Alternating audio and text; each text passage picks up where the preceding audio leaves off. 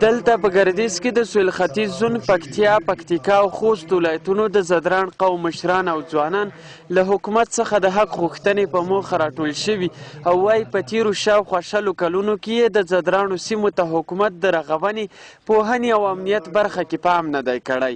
د دوی په وینا چې ځوانانو یې د نظام ساتلو کې زیاته قرباني ورکړې، خو مرکزي ادارې بیا د کادرونو ګمارنې برخه کې ورسره کړي ژمنې نه دي عملي کړي. پکتیا ولایت ته 9 میلیارډ افغانۍ د بسازۍ کارونو لپاره ورکړل شوي دي. د زادرانو ولسوالیو ته هیڅ حقوق نه دي ورکړي. زموږ په منطقه کې تر اوسه پورې مکتبونه نشته، د نوې پروژې داسې د زادرانو په منطقه کې نشته.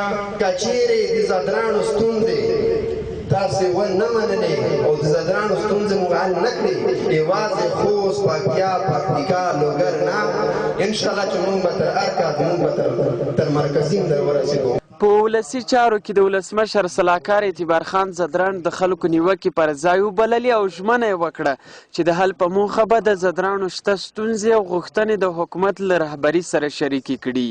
موږ به دغه ژمنې وي تاسو سره، تاسو څنګه دغه مو وطن دی، دغه مو قوم دی، دغه مو هیواد دی او د تاسو د حق او حقوقو لپاره به مبارزه کوو. د زدران قوم مشران او ځوانان په داسې حال کې د حق غوښتنه کوي چې سیمې یې تر ډیره ناامنه او پکې د پام وړ رغونې کارونه هم نه دي ترسره شوي.